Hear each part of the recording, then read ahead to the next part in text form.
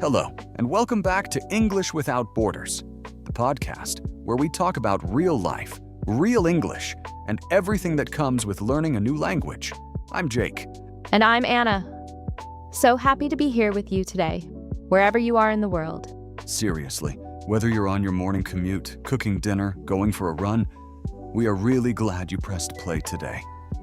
Same, and I want to say, if you're a new listener, welcome. You found a good place. We keep things relaxed, real, and easy to follow here. That's exactly right.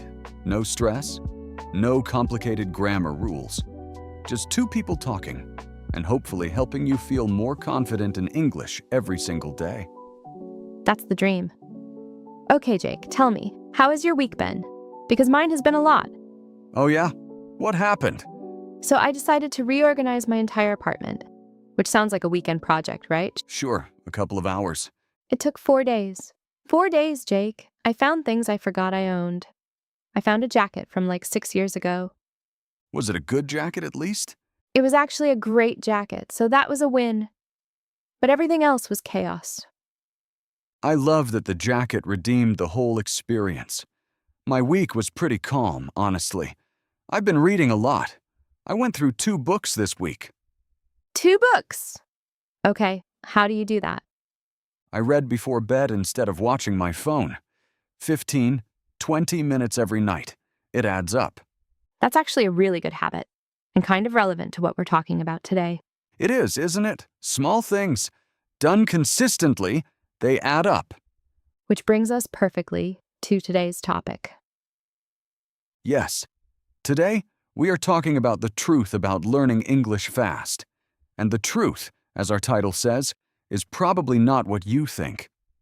This one is close to my heart because I think there is so much confusion out there about what fast means when it comes to learning a language. There really is. And there's a lot of content online that promises things like, speak English in 30 days, or be fluent in 8 weeks, and people try those things and then feel bad about themselves when it doesn't work. exactly. And that's not fair, because the problem isn't the learner. The problem is the promise. So today we want to have an honest conversation. A kind, encouraging, realistic conversation about what fast learning actually looks like and what actually works. We're going to bust some myths, share some stories, and give you real tools that make a real difference. Let's do it. But first, hey, if you're enjoying English every day, please subscribe. It's completely free and it means the world to us. Every subscriber helps this podcast grow and reach more learners around the world. And after you listen today, leave us a comment. We have a question for you at the end, and we genuinely love reading what you write. It makes our day every single time. It really does. Okay. The truth about learning English fast. Jake, let's start here. Why do so many people want to learn English fast? I mean, it makes sense, right? English opens doors. It helps you get jobs, travel, make friends, understand more of the world. People want those things, and they want them now. Right? And that's completely understandable. We live in a world where everything is fast. Fast food, fast internet, fast delivery. We expect results quickly. But language is different from ordering a pizza. Very different. You can't just press a button and speak fluent English in 40 minutes. If only. Okay, so here's the first big truth we want to talk about today. And it might sound a little uncomfortable at first, but stay with us, because it actually leads somewhere really encouraging. The truth is, there is no shortcut to fluency, but there are smarter paths. Yes. And those two things sound similar, but they're very different. A shortcut is something that skips the work. A smarter path still involves work, but it's the right kind of work. Work that actually gets you somewhere. And that distinction changes everything. It does. Okay, before we get into the main ideas, can we share some personal stories? Because I think this topic gets really real when we talk about actual experiences. Yes, please. Jake, you go first this time. Okay, so when I was learning Portuguese, I studied it for about a year. I went through this phase where I was obsessed with finding the fastest method. I bought apps, I bought courses, I watched YouTube videos about How to Learn a Language in 3 Months. Oh, I know this phase well. And I spent so much time looking for the perfect method that I wasn't actually practicing the language. Like, I'd spend an hour researching the best flashcard system and then only spend 10 minutes actually using flashcards. That is so relatable. The research became the procrastination. Exactly. I was doing everything except the thing that actually works, which is just using the language, reading it, listening to it, speaking it, making mistakes in it. How did you finally break out of that cycle? A friend of mine who speaks 4 languages told me something really simple. He said, "Jake, stop looking for the fast lane. Just get on the road." And something about that just clicked for me. Stop looking for the fast lane. Just get on the road. I love that. It's so simple, but so true. The road is the method. Showing up every day is the method. Okay, my story is a little different, but I think it connects. So I had a student. I used to help people with English conversation practice, and she came to me completely frustrated. She had been studying English for 3 years. She had done apps, textbooks, classes, and she said, "Anna, why am I not fluent yet? I've been doing this for 3 years." Jake, and what did you say? Well, first I asked her, how much time per day were you actually using English? Not studying. Using. Having conversations, writing, listening to real content. That's an important distinction. And she thought about it, and she said, maybe 15 minutes a day, some days less. And I said, okay, 3 years sounds like a long time, but if we add up 15 minutes a day over 3 years, that's actually not very many hours of real practice. Wow, that's a really interesting way to look at it. Right? 3 years feels long. But it's not about the number of years. It's about the total hours of real engagement with the language. And 15 minutes a day adds up to about 90 hours over a year, and about 270 hours over 3 years. Which sounds like a lot until you realize that language experts generally say you need somewhere between 600 and 1,000 hours to reach a solid intermediate level in English. So she was maybe a quarter of the way there. Not because she was doing something wrong, but because the hours just weren't adding up fast enough. Exactly. And when I explained that to her, something shifted. She stopped feeling bad about herself. She realized it wasn't about being bad at languages. It was just math. That's such a kind and helpful way to reframe it. And then we made a plan together to increase her daily English time. Nothing crazy, just more consistent, more intentional. And did it help? She messaged me 8 months later and said her conversations felt completely different. More natural, more confident. 8 months? That's not slow. That's actually pretty fast. When you're doing the right things consistently. Exactly. Okay, so let's get into the main ideas. What actually makes language learning faster? What does the research, also in our experience, actually show? Let's start with the biggest one. And this one surprises people. The biggest factor in how fast you learn English is not the method. It's the amount of time you spend with the language. This is called, and this is a useful term, comprehensible input. It means listening to and reading English that you mostly understand, but that also contains some new things. So not too easy, not too hard. Like, if you understand about 70 to 80% of what you hear, that's the sweet spot. And podcasts like this one are actually really good for that because we keep the language clear and natural, but we also introduce new vocabulary and phrases. You're getting real English without being overwhelmed. Jake, right. So the idea is, more hours of comprehensible input equals faster progress. Simple, but powerful. Anna, okay, the second big idea. Consistency beats intensity. Oh yes. This one is so important. So what does that mean? It means doing 30 minutes every day is better than doing 5 hours on Sunday. Think about it like going to the gym. If you go to the gym for 5 hours once a week, you'll be exhausted, probably sore, and you won't make as much progress as someone who goes for 45 minutes, 5 days a week. Because your brain, like your muscles, needs regular exercise. And it needs rest in between. It actually processes and stores what you learned while you sleep. So cramming is not your friend. Spacing it out is your friend. And 30 minutes a day feels very doable, right? That's one episode of a TV show.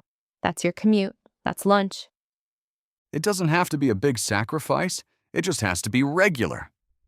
Okay, third idea, and this one is about something that holds a lot of learners back: the fear of making mistakes. Oh, this is a big one. So here's the truth. Mistakes are not the enemy of fast learning. Mistakes are actually how fast learning happens. Yes, every mistake is feedback. Your brain gets information. That didn't work. Try something else. And it adjusts. Think about a baby learning to walk. They fall down constantly, like hundreds of times, but nobody says, "Oh, this baby's bad at walking." We just say, "They're learning."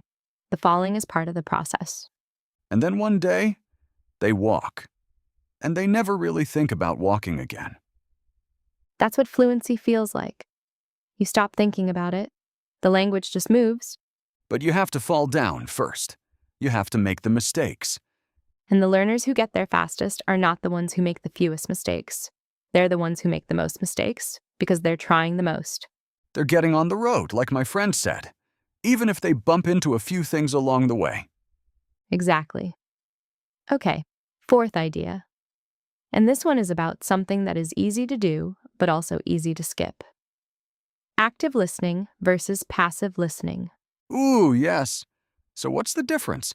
Okay, so passive listening is when English is kind of playing in the background. You have a show on, but you're also scrolling your phone or cooking or doing something else. You hear it, but you're not really focusing. And passive listening has some value. Just having English in your environment helps. But active listening is when you're really in it. You're focused. You're trying to understand. You're noticing the words, the rhythm, the expressions. You're engaged. like the difference between reading a book and reading a book while also watching TV. One goes in, the other kind of doesn't. Exactly. And for faster progress, you want to mix some active listening every day, maybe 20 minutes of really focused, intentional English. And then passive listening can fill the rest. And active listening doesn't have to mean sitting at a desk with a notebook. It can mean going for a walk with your headphones in and really genuinely listening to a podcast. Really trying to understand every word. Catching expressions, noticing how sentences are structured, repeating things in your head. That counts. That is real, active practice. Fifth ideas, and I think this one is underrated. Find English content you actually enjoy. This sounds obvious, but it's not. Right? Because a lot of learners force themselves to study content that is good for learning but boring to them. Business English textbooks, grammar exercises, formal news programs. And if it's boring, you won't do it consistently. You'll put it off. You'll find excuses. But if you love cooking, find English cooking videos. If you love football, watch English football commentary. If you love true crime podcasts, find one in English. Because the enjoyment keeps you coming back. And coming back is everything. I had another student who was obsessed with a particular American TV series. And she watched every episode with English subtitles. She paused and repeated dialogue she liked. She even wrote down phrases that made her laugh. And did her English improve? Dramatically. And she didn't feel like she was studying at all. She felt like she was having fun. That's the dream, right? When learning feels like something you want to do, not something you have to do. And the language you pick up from content you love, it sticks. Because it has emotion attached to it. Like we talked about in another episode, emotion is the glue. It really is. Okay, sixth idea, speaking. You have to actually speak. I know. This is the one people want to avoid. And I understand why. Speaking feels risky. You might say something wrong. Someone might not understand you. It feels exposed. But here's the thing. You can listen for 1,000 hours and read for 1,000 hours. And speaking will still feel hard until you actually practice speaking. Because speaking is its own skill. It uses different parts of your brain. It requires you to produce language, not just receive it. Like, you might understand 90% of what you hear. But when it's time to say something, it's a different challenge. So how do you practice speaking when you don't have someone to talk to? Talk to yourself. I know it sounds a little strange, but it works. Narrate your day. Have imaginary conversations. Describe what you see. Record yourself speaking English and play it back. It's a little uncomfortable, but incredibly useful. You'll notice things you never noticed before. You can also find a language exchange partner online, someone who wants to learn your language, and you help each other. There are apps and websites specifically for this. Or even just talk to AI tools in English. Have a conversation, ask questions. It's low pressure and gives you real practice. The point is, find a way to get the speaking out of your head and into the world. Even imperfectly, especially imperfectly. Okay, should we go into the vocabulary review? Because we've introduced some really great words and phrases today. Yes, let's do it. I love this part. Okay, first one, fluency. Fluency means the ability to speak a language easily and naturally without having to stop and think too much. Her goal is fluency in English. Or, fluency takes time, but consistent practice gets you there. And fluency doesn't mean perfect. Lots of fluent speakers make small grammar mistakes. Fluency is about flow and communication. Great point. Second, consistent or consistency. Consistent means doing something regularly without long gaps. Consistency is the noun. Consistent practice is more important than occasional intense study. Or, she made great progress because of her consistency. She practiced every single day. Third, comprehensible input. This is a phrase from language learning research. It means language you can mostly understand. Not too easy, not too hard. Listening to this podcast is a form of comprehensible input. Or, find comprehensible input you enjoy. It's one of the fastest ways to improve. Fourth, intentional. Intentional means doing something on purpose, with a clear goal. Intentional practice is more effective than passive studying. Or, try to be more intentional about how you use English each day. Fifth, procrastination. Procrastination means delaying something you should do, putting it off. He spent so much time researching methods that it became procrastination. Or, don't let the search for the perfect method become procrastination. That one hits close to home for me. Laughter. Same, honestly. Sixth, cramming. Cramming means trying to learn a lot of information in a very short period of time, usually right before a test. Cramming the night before doesn't help long-term learning. Or, instead of cramming on weekends, try studying a little every day. And last, reframe. To reframe something means to look at it from a new angle, to change the way you think about something. She reframed her slow progress as normal, not as failure. Or, can you reframe mistakes as learning opportunities instead of embarrassments? I love that word. Reframe. It's such a useful concept for language learning, and honestly, for life. Totally. Okay, action steps. Let's give everyone something they can do starting today. Action step 1. Calculate your daily English time. Honestly. How many minutes a day are you actually spending with English? Not studying about English, actually using English. Listening, reading, speaking, writing. Get real with yourself about that number. And then ask, how can I add even 15 more minutes? Just 15. That makes a big difference over time. Action step 2. Find one piece of English content you genuinely enjoy. One show, one podcast, one YouTube channel. Something you look forward to. And make it part of your daily routine. Action step 3. This week, try speaking English out loud at least once a day. Even just for 2 minutes. Talk to yourself. Describe your breakfast. Tell yourself about your day. Just get your voice making English sounds. Action step 4. Next time you make a mistake in English, pause and reframe it. Instead of thinking, I failed, try thinking, my brain just got feedback. That shift in thinking matters more than you know. Action step 5. Let go of the idea of fast. Replace it with the idea of forward. Every day you move forward, even a tiny bit, you are succeeding. Forward, not fast. I love that. Okay, let's recap the big ideas from today before we go. The truth about learning English fast is this: there is no shortcut, but there are smarter, more effective ways to learn that feel faster because they actually work. The biggest factor is time spent with the language. More hours of real, comprehensible English equals faster progress. Consistency beats intensity. 30 minutes every day is more powerful than 5 hours on Sunday. Mistakes are not failure. They are the mechanism of learning. The learners who make the most mistakes are often the ones who improve the fastest. Active listening, really focused, engaged listening, is more valuable than passive background listening.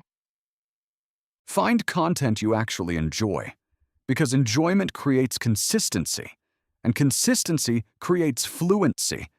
And practice speaking. It's uncomfortable, but it's necessary. Find small, low-pressure ways to use your voice in English every day. Put all of that together, and you're not learning slowly. You're learning in the only way that actually works. Forward. Every single day, forward. Okay, comment question time. And we have a really good one today. Yes! Here it is. What is one belief about learning English that you used to have that you now think might not be true? Maybe something like, I need to be perfect before I speak, or I'm too old to learn, or I need a special method. Tell us in the comments. We really want to know.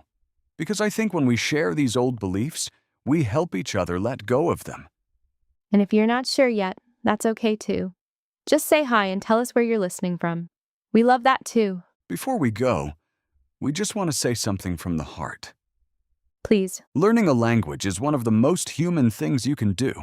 It's how you reach across distances, across cultures, across differences. And it is hard work. It takes real time and real effort. But it is worth every single minute. And you're more capable than you think. Your progress might feel slow on any given day. But zoom out. Look at how far you've come since you started. You understand more than you did before. You recognize more words. You feel a little less lost when you hear English. That is real progress. That counts. And we are genuinely proud of you for showing up today, for pressing play, for deciding that today is a day you will learn something. Keep going. Keep moving forward. The fluency you're working toward, it's coming. It's being built right now, in this moment, as you listen. Episode by episode, day by day. Okay, if you enjoyed today's episode, please give it a like and share it with a friend who's learning English, and subscribe if you haven't already. New episodes every week, right here. We appreciate you more than we can say. Thank you for being part of this community. All right, until next time, I'm Jake. And I'm Anna. Keep moving forward. Even on the hard days.